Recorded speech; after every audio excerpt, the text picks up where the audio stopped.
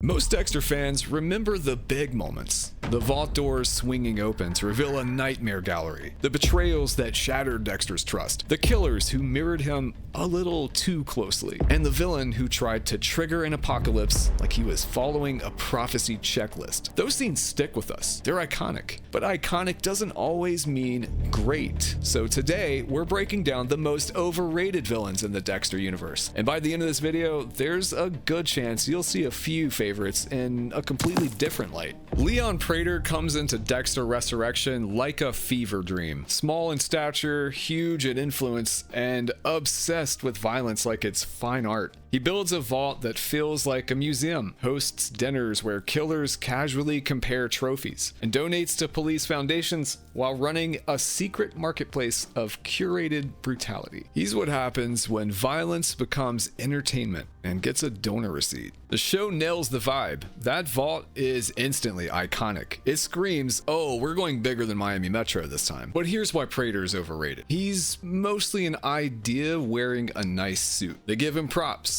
They give him spectacle. They give him a wow factor. But when it's time for him to feel like a real human with real motives, the writing kind of goes, now he shoots someone because stakes. That's the core issue. Shock replaces psychology. You can absolutely tell a story where a collector turns into a killer, but you have to earn the slide. Show the obsession getting louder, the rules cracking, the private rituals. Instead, we get the shortcut version. Big moment, big reaction, and suddenly we're supposed to believe he found his darkness. Prater's promise was structural critique. What we mostly got was great production design. Vault, legendary. Prater himself, a little hollow. Miguel Prado is the villain people call one of the best because he hurts the most. He comes in charming, ambitious ADA, family man, polished smile. Then he gets close to Dexter. Too close. This is Dexter's maybe I can have a friend season. And Miguel is like, totally, man, let's bond. Also, let me crawl inside your life and start rearranging your furniture. Miguel's strength is that slow descent. He feels plausible. He has power. He has pride. He has rage. He's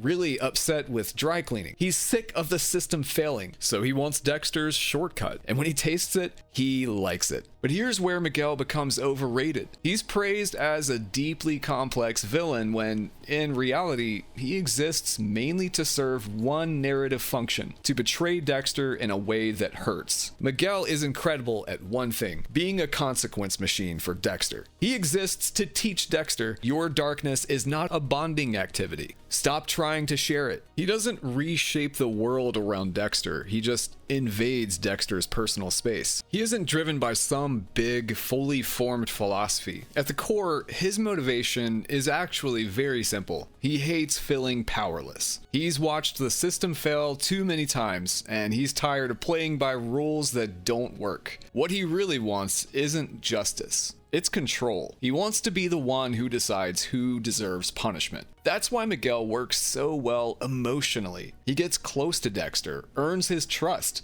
and then turns that trust into a weapon. He doesn't just betray Dexter, he teaches him a painful lesson about what happens when you share your darkness with the wrong person. That wound sticks, but here's the limitation. Miguel's impact is mostly contained to that one relationship. Once that season ends, his influence fades. He doesn't reshape Miami, the justice system, or the larger moral world of the show. He hurts Dexter deeply, but he doesn't change the rules of the game. If the show had pushed Miguel further, given him a public ideology, let him speak about justice in ways that attracted followers for a political movement, maybe even tied his political rise to his private violence, he could have become a threat on a much larger scale. Not just a personal enemy, but a systemic one. As he's written, Miguel is strong, memorable, and incredibly effective at what he's meant to do. He just isn't as deep as the reputation he's earned, and that's why he lands in overrated territory. The Gemini Killers are a perfect example of Dexter fandom catnip. A duo, a gimmick with meaning. The whole two faces, two minds, two halves energy. It sounds like depth. It looks like depth.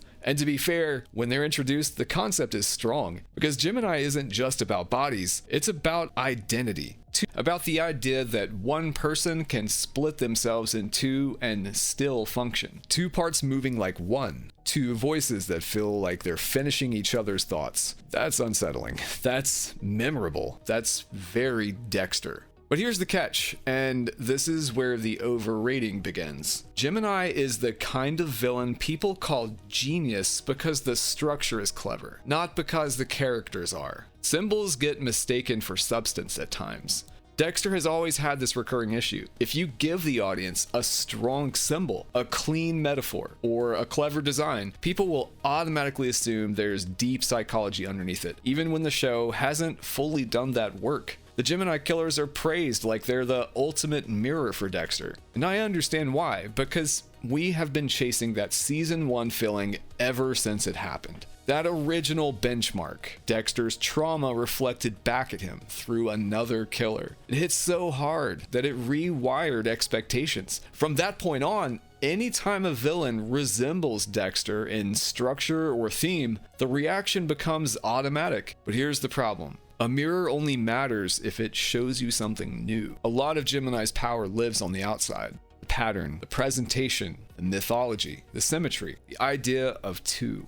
What's often missing is something beneath the surface. Who are they when no one's watching? What do they believe when they're not performing the concept? What fear, guilt, or need actually drives them beyond the aesthetic? When a villain's main appeal is the concept is cool, that's usually where overrating starts, because clever design can carry a character only so far before you realize there's not much underneath the mask. Make Gemini personal without making it cheesy. Give them a private logic, not just poetic lines about duality, but something grounded and human. Not just we are two, but why being two matters to them, what wound they're protecting, what fracture they refuse to heal. Because right now, Gemini often feels like a brilliant architectural design built around a surprisingly thin center. And we as Dexter fans, more than most, are willing to mistake structure for soul. Travis Marshall brings a dramatic change in tone to Dexter. His ritualistic murders,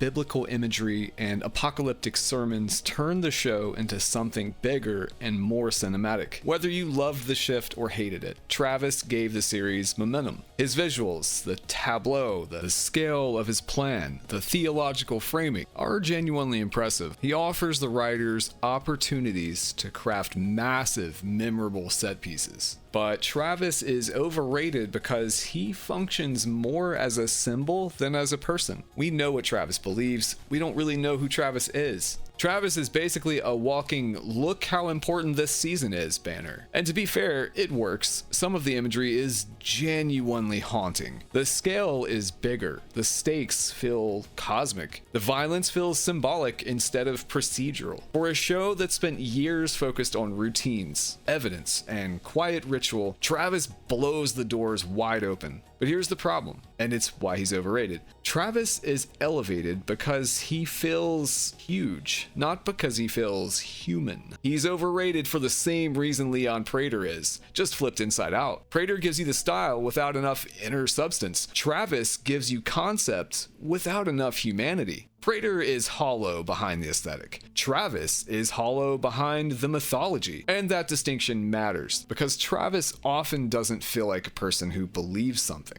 He feels like a symbol the show needed to move the plot forward. He's theology in motion. He's a sermon with legs. He's an idea dressed in skin. And there's nothing wrong with theatrical villains. The show asks us to accept his worldview because it's loud, because it's symbolic, because it's shot like it matters. But it rarely asks us to inhabit his mind in a grounded way. Instead of learning who Travis is, we're shown what Travis represents. And representation is not the same thing as character. Another issue is what Travis does to Dexter as a protagonist. Travis doesn't fundamentally challenge Dexter's code. He doesn't offer a competing moral logic that forces Dexter to reconsider who he is. He turns Dexter into a problem solver instead of a self-interrogator. The season becomes about decoding signs, interpreting rituals, stopping the next big event. That shifts the show's center of gravity away from psychology and towards spectacle. Dexter becomes less reflective and more reactive. And when a villain pushes the story in that direction, their impact can feel big in the moment, but lighter when you step back. Because spectacle fades, symbolism ages, human detail lasts.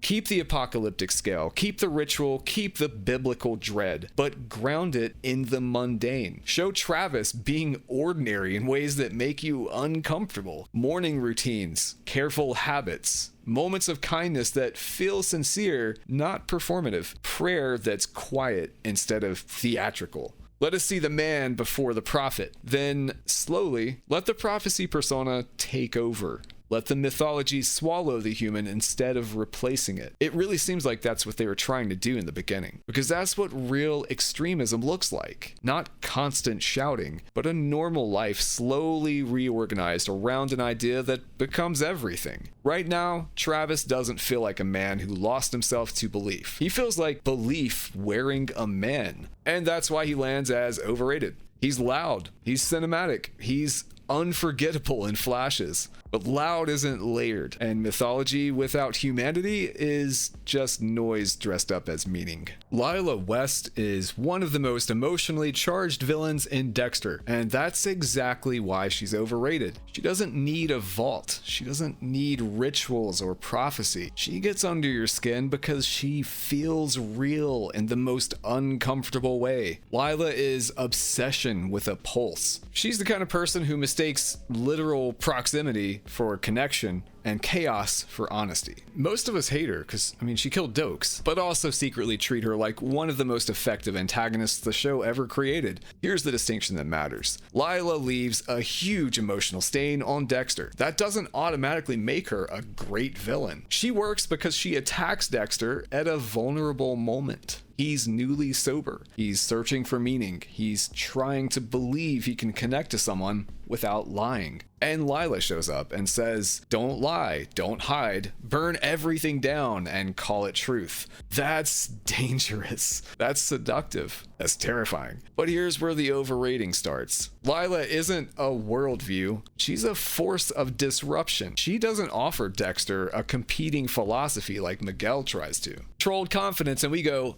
she doesn't mirror his identity in a structured way like Gemini aims to. She doesn't mythologize him like Travis does. She doesn't contextualize violence like Prater attempts to. She destabilizes him emotionally, and then she escalates. A lot of Lila's power comes from unpredictability, and unpredictability feels like depth until you look closer. That's because Lila doesn't evolve, she intensifies. Her arc isn't transformation, it's amplification. Every boundary Dexter sets, she crosses harder. Every rejection pushes her further into obsession. That makes her frightening in the short term, but it also makes her structurally narrow. We Dexter fans often elevate Lila because she's personal, because she attacks Dexter's sobriety, his self-control, his illusion of choice, because she exposes how easily he confuses chaos for honesty. And that's valid, but the mistake is turning emotional damage into narrative greatness. Lila doesn't reshape the moral logic of the show. She doesn't expand Dexter's understanding of his code. She doesn't leave behind a philosophical scar. She leaves behind trauma. That matters, but it's not the same thing. Lila is a catalyst, not a counterpart. She's incredibly effective television. She's uncomfortable as hell. She's invasive. She's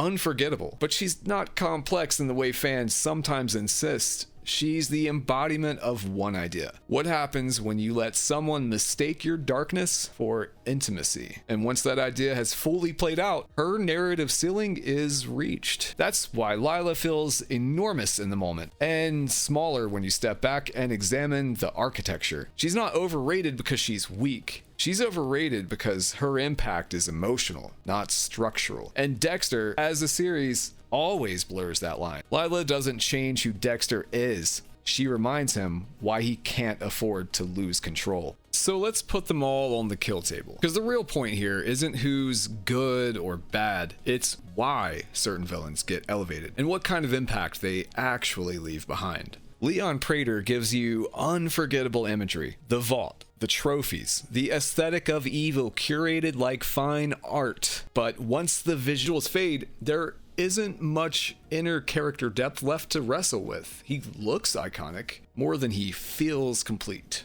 Miguel Prado fractures Dexter in the most personal way. He poisons the idea of friendship. He teaches Dexter that intimacy and shared darkness are not the same thing. That wound lasts, even if Miguel himself never quite becomes bigger than the lesson he delivers. Travis Marshall turns the volume all the way up. Mythology, prophecy, end of days spectacle. He makes Dexter feel epic if it had a limp. Big symbols, thin psychology. And then there's Lila West. Lila doesn't challenge Dexter's code. She attacks something more fragile. His control, his illusion that connection can exist without collapse. She leaves scars, not philosophies. Sounds like a Fall Out Boy song. And that's why she's remembered so intensely. So when fans argue about the greatest Dexter villain, they're often arguing about different kinds of impact without realizing it. Prater is an image. Miguel is a betrayal. Travis is cheesy spectacle. Lila is trauma. All effective, all memorable, all excellent television in their own way. But overrated is what happens when the applause gets louder than the architecture. Dexter's best villains don't just shock you, they change the rules of the story in ways you can still feel seasons later. That's the difference between a great moment and a great villain. Who do you think is the most overrated villain? Did we leave anyone out? Is the idea of overrating characters overrated? Let us know in the comments below. And if you like this video, check out our video on the most underrated villains. You know what's not overrated? Slashing that subscribe button. Thanks for watching.